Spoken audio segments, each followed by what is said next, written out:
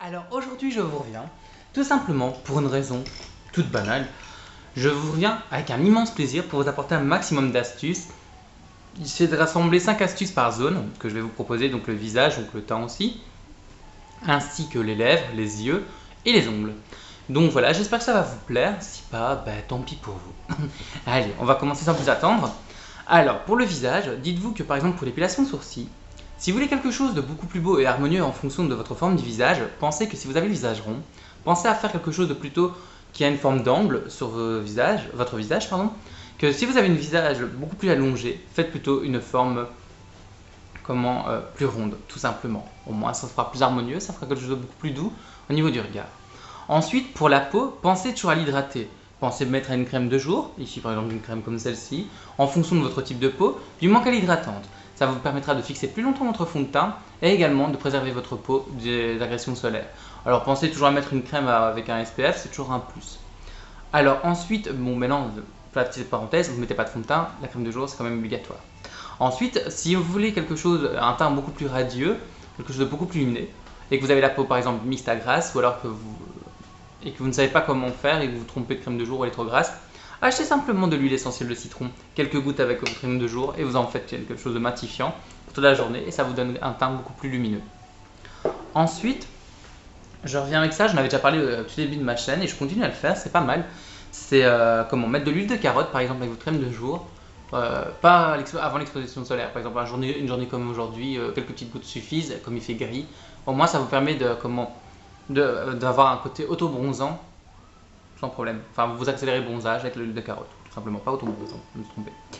Ensuite, par exemple, pour tout ce qui est cerne, pensez par exemple à utiliser de l'huile de calophylle. Vous le mélangez avec votre crème autour des yeux, quelques petites gouttes, et voilà, sans problème. Bon, moi je les utilise comme ceci, avec un petit pinceau pour les lèvres qui ne sert à rien, je l'avais acheté chez Emma une fois, et hop, j'applique. Et vous avez quelque chose vraiment de décongestionnant. Et ce qui est bien, c'est parce que l'huile de calophylle, c'est bien pour irriguer tout ce qui est cailloux sanguin. Enfin, on se comprend toujours, c'est bon aussi pour les jambes lourdes. Ensuite, vous avez envie d'un blush sur mesure, vous ne savez pas comment faire, vous avez oublié votre trousse de maquillage, vous avez juste un rouge à lèvres dans les mains. Ben voilà, le rouge à lèvres, vous allez vous en servir comme blush, par petites touches, et comme ça, vous avez un rappel, tout simplement. C'est le premier blush crème qui vous tombe sous la main. Pourquoi investir trop? Ensuite, pour fixer votre maquillage, pensez à mettre au lieu d'acheter un fixe plus à 15 boules, presque 20 boules, mettez par exemple, alors ici c'est du tonique en spray. Alors vous mettez simplement un tout petit peu de brumisateur d'eau ou alors de la laque en complément. Alors la laque pas tous les jours, mais le brumisateur d'eau et le Soon Tonic oui. Pourquoi? Parce que ça va vous permettre de fixer plus davantage votre teint, ça va permettre de fixer plus longtemps, et en plus de ça, ça va vous faire quelque chose de beaucoup plus naturel, je vous explique. C'est simplement que ça vous évitera d'avoir toutes ces traces de poudre, parce que quand on met son fond de teint, on met de la poudre pour fixer, on va mettre ensuite du bronzer, et en plus de ça, on va mettre de la poudre pour le blush. À la fin, c'est on voit toutes les démarcations quand c'est mal flouté. Un peu de brumisateur, et hop, tout est flouté, tout est beaucoup plus naturel et beaucoup plus harmonieux. Ensuite, on arrive dans le secteur des yeux. Dans le secteur des yeux, on a envie de faire un trait d'eyeliner coloré, mais on n'a pas d'eyeliner coloré. Mais comment faire? Une ombre à paupières suffit.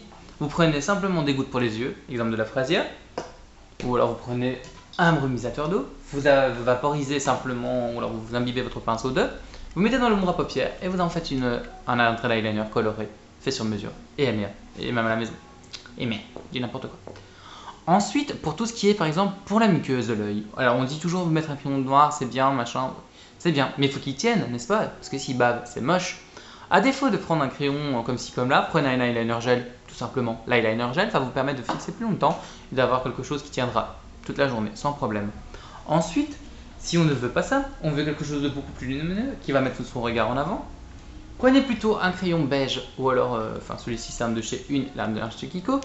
Vous mettez simplement à l'intérieur, c'est beaucoup plus agréable et même beaucoup plus naturel de regarder quelqu'un, je dis n'importe quoi, c'est beaucoup plus beau pardon, de mettre comme un crayon de cette couleur là qu'un crayon blanc, qu'on dirait qu'on a mis du Tipex dedans.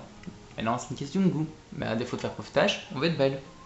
Ensuite, pour tout ce qui est pour les yeux, on va utiliser par exemple pour avoir, on a des cils très courts, bon on va mettre simplement ceci. Attendez, il faut que je le retrouve. Ah, tout simplement là. De l'huile de ricin. Vous en mettez un tout petit peu sur un petit goupillon comme celui-ci. Et vous en mettez chaque soir avant de vous coucher. Au moins ça vous fortifiera. Donc vous mettez comme un mascara, vous ne mettez pas sur vos sourcils. Vous pouvez le mettre sur vos sourcils s'ils sont clairsemés, mais sinon s'ils sont comme les miens, c'est mal barre, le lendemain il faut s'épiler comme un malade. Expérience vécue. C'est moche. Enfin soit. Donc voilà, vous mettez simplement là-dessus, sur vos cils, et voilà. Et alors vous avez des beaux yeux de biche le lendemain. Et en plus ce qui est bien c'est que ça facilite en plus comme vous nourrissez votre cil. Vous avez vraiment facilité ainsi en plus la pose de mascara le lendemain. Ensuite, un truc tout con, au niveau du regard, on a envie d'avoir un gel à sourcils, mais on n'en a pas sous la main, ou alors on n'a pas envie d'investir plein d'argent là-dedans. Prenez simplement le gel pour les cheveux de votre copain, ou le vôtre si vous mettez du gel. Mais assurez-vous que ça ne soit pas effet mouillé, hein, d'accord? Vous prenez alors un mascara transparent, moi à l'occurrence ici il est vide, vous prenez le goupillon, hop, vous l'enfoncez dedans, petit vulgaire. Et vous en servez pour mettre comme mascara. Moi je l'utilise depuis 8 ans et sans problème, j'ai des lentilles, j'ai pas de problème. Le truc à vous dire c'est que voilà, ça fait c'est comme ça fait naturel. Si vous avez envie de faire un maquillage, no maquillage, hein, make-up no make-up, n'est-ce pas? Vous prenez ceci simplement. Vous pouvez utiliser la même technique avec un autre goupillon pour vos sourcils. Maintenant si ça vous pose problème, vous prenez aussi, vous voulez pas du gel mais un truc beaucoup plus naturel pour les sourcils. Vous prenez de la cire. Simplement, vous prenez un petit goupillon comme celui-ci qu'on trouve dans des trousses toutes malades à petit prix. Vous frottez un tout petit peu ceci sur le produit, hop, et on brosse. Et ce qui est bien, c'est que ça fait un sourcil beaucoup plus propre, beaucoup plus dessiné, même quand il y a des trous. Ça, je vous l'assure. Et après, même pour votre épilation, ça vous facilite parce que vous avez déjà la forme de votre sourcil et il suffit de enlever tout ce qui dépasse. Alors ensuite, pardon, excusez-moi. Oui, je regarde mon écran. J'ai oublié de préciser au début, j'ai un écran à côté où j'ai mis toutes mes petites astuces. Alors là, ensuite, on va arriver dans le secteur des lèvres. Pour les lèvres, petit conseil pour avoir des jolies lèvres, vous faites quoi? Vous prenez juste un exfoliant. Vous n'avez pas envie d'acheter celui de... comment il s'appelle? De chez Lush, hors de prix, pour ce que c'est. Vous prenez simplement du miel, vous le mélangez avec du sucre, un tout petit peu de miel et un peu beaucoup de sucre. Hop, vous exfoliez. Ou alors vous prenez tout simplement votre brosse à dents. Faut que je la retrouve. Oui, j'ai tout étalé. Une brosse à dents. Ce qui est bien, c'est que ça va justement activer la circulation sanguine et ça les fera beaucoup plus pulpeuses. Alors ensuite, vous allez les hydrater. Vous pouvez réutiliser un peu de miel par-dessus. Vous laissez le poser. Et là, vous avez vraiment des lèvres toutes douces. Et là, c'est quelque chose de maison. Le miel, c'est bien hydratant, c'est bien connu. Ensuite, si vous voulez un rouge à lèvres qui tienne toute la journée, un maximum de temps, vous prenez simplement donc, vous exfoliez normalement vos lèvres, vous allez vous mettre un baume à lèvres, vous allez mettre votre crayon pour les lèvres, vous allez faire le remplissage de vos lèvres, vous allez mettre votre rouge à lèvres, ensuite on va enlever l'excédent, on mord dans un mouchoir, ou alors un morceau de PQ, côté glam n'empêche. Hein. Et après, vous mettez un petit peu de poudre libre, ou alors vous prenez par exemple un fard à paupières qui est de la même couleur que votre rouge, vous en mettez... vous en mettez pas la blinde, hein, c'est juste un tout petit peu de poudré, n'est-ce pas? Vous remettez un peu de rouge à lèvres, et voilà, le tour est joué. Ensuite, si vous voulez quelque chose de beaucoup plus glamour, de beaucoup plus chipos, et alors on a envie d'avoir quelque chose de plus rayonnant, optez plus alors pour un rouge à lèvres. Vous prenez par exemple pour un rouge à lèvres rose, ici c'est un Yves Saint Laurent, tout simplement, on s'en fout des marques, hein, c'est juste pour vous présenter. Pour un rouge à lèvres comme celui-ci, vous le mettez, et au centre de la lèvre inférieure, vous mettez un gloss. Il en est de même pour le rouge à lèvres rouge. Alors celui-ci, je sais plus trop mettre, voilà. Vous mettez ceci, donc un joli rouge mat.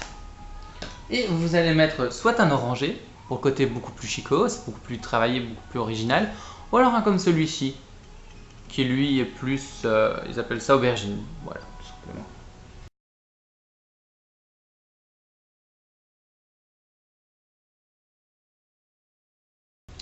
Ensuite, petite astuce, maintenant c'est une question de goût, privilégiez des rouges à lèvres mat si vous avez les lèvres pulpeuses et des rouges à lèvres plutôt irisés et glossy pour des lèvres beaucoup plus fines. Ça vous permettra donc de faire un effet visuel beaucoup plus pulpeux, beaucoup plus raffiné et beaucoup plus beau à voir, je vous assure. Ensuite, pour vos lèvres, si vous voulez vraiment avoir un contour bien net, ce que vous pouvez faire, c'est faire le contour des lèvres hop, avec un enlumineur ou alors avec un anti-cerne. Pour l'enlumineur, il en est de même également. Maintenant, ils ont fait ça chez Benefit, ils ont fait ça chez Kiko. Si vous mettez quelque chose en tout contour et au moins ça le dessine bien. Maintenant, quand vous êtes maquillé, c'est parfait, mais sinon, c'est pas toujours joli. Moi, je préfère qu'on mette en avant, par exemple, tout ce qui est les lèvres plutôt que les sourcils. Pourquoi? Parce que ça fait trop Kardashian, moi j'aime pas. Pas trop fanat de la chose. Ensuite, on va venir un truc tout con. Pour les ongles, si on veut les ongles bien propres, bien nettoyés, bien jolis, vous mettez simplement de l'eau oxygénée mélangée avec de l'eau. Vous laissez poser quelques minutes. Et hop, le tour est joué. Ensuite, si on veut quelque chose qui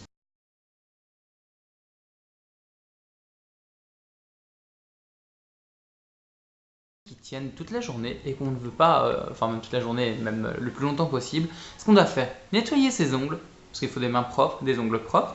Vous mettez une base, en l'occurrence moi j'ai la Kiko, n'est-ce pas? Vous mettez une base, vous mettez une couche très fine, uniforme sur toute la plaque de l'ongle.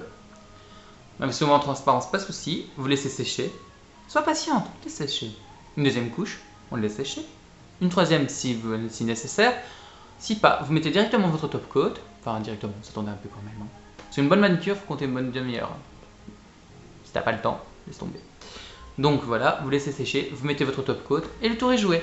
Maintenant, si t'as pas envie d'attendre des masses de temps après ta dernière couche, il y a tout ce qui est huile sèche pour utiliser directement. Alors là, c'est celle de chez Essence qui coûte une misère, qui est très bien. Et maintenant, Kiko a sorti la même chose. Il était temps, Kiko. Ensuite, pour avoir de jolis ongles et pas les abîmer ni les dédoubler, pensez à limer toujours dans le même sens. Ça vous abîmera beaucoup moins les ongles. Ensuite, que dire d'autre? Attendez, je vous dis. Ah oui, pour renforcer vos ongles s'ils sont cassants ou quoi, pensez à faire des bains d'huile d'olive. C'est déjà pas mal. Vous massez vos cuticules en même temps et vous allez vraiment avoir des ongles beaucoup plus propres, beaucoup plus même durs, moins cassants. Je vous assure. Oui, je regarde à côté comme je vous ai dit, c'est parce que j'ai l'écran à côté et il est un peu bugué. Ensuite, pensez aussi à démaquiller tout le temps votre ongle. Si vous devez en mettre un autre vernis ou le même vernis, pensez toujours à l'enlever. Ne faites pas comme ces Barlos qui mettent mascara couche sur couche sur couche sur couche. C'est pas bon du tout.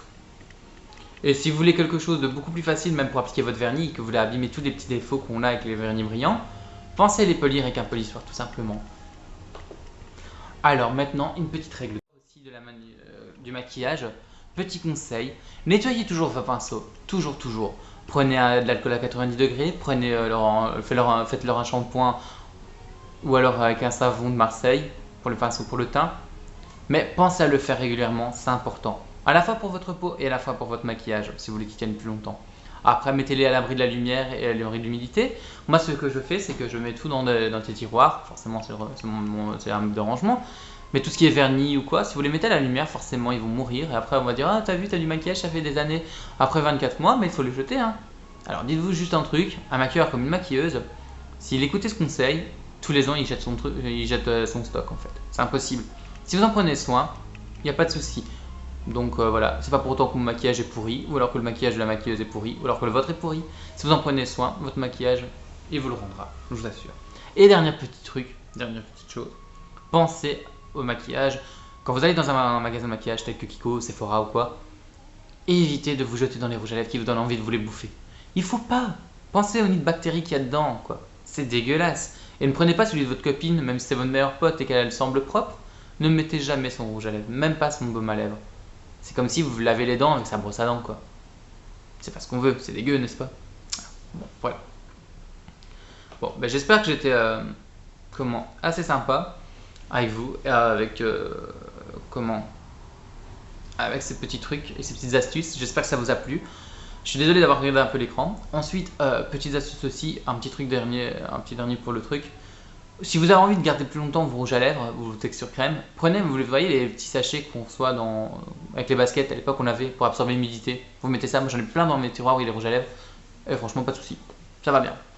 Au moins on est sûr qu'il y a un minimum de bactéries. Donc voilà, allez, je vous dis à bientôt et merci.